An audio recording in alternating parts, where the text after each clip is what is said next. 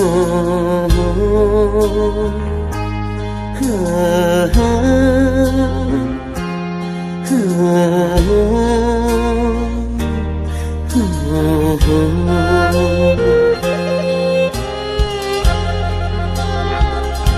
้ข่าวบ่ดีบ้านเมืองของเราแสนเศร้า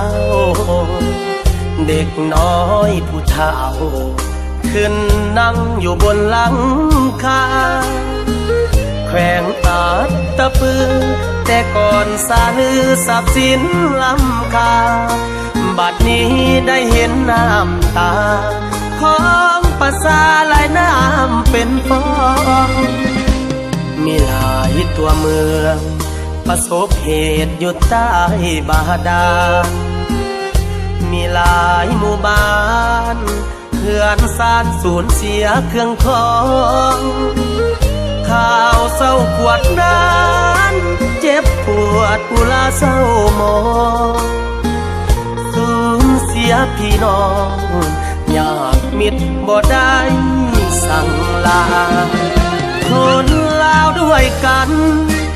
ฮักกันเด้อเผ่าพันธุ์ลาวเหนือใต้ประเทศเฮาหากใดสวยกันเยียวยาสวยกันหลายมือสดสวยเป็นหูเป็นตาให้สาวภาษาลอดพ้นจากอุทกภัยคนทั่วประเทศขอกราบเจ้าฟ้าเจ้าดินหากเจ้าได้ยินล้านเสียงที่เขาร้องไห้จงช่วยนิมิ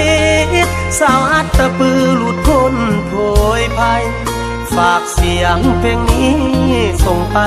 เป็นกำลังใจเด้อพี่น้องเอ๋ย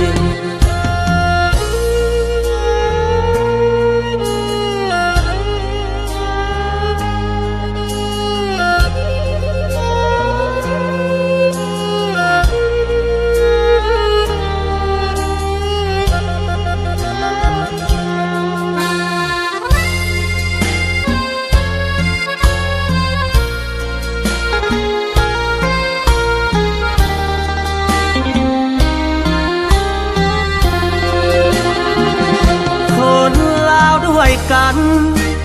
ฮักกันเด้อเผ่าพันธุ์ลาวเหนือใต้ประเทศเฮาหากใดสวยกันเยียวยาสวยกันหลายมือสดสวยเป็นหูเป็นตาให้สาวภาษาลอดพ้นจากอุทกภัยคนทั่วประเท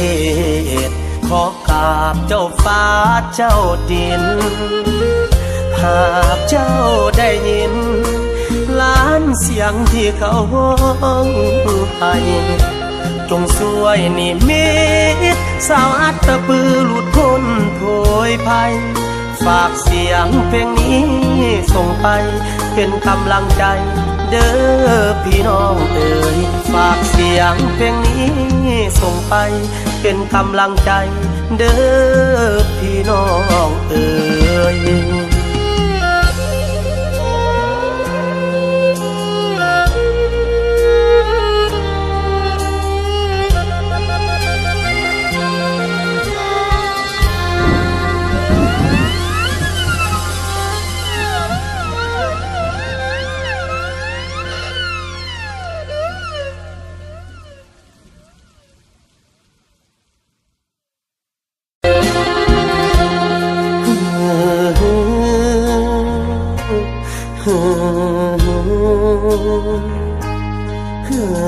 Huh.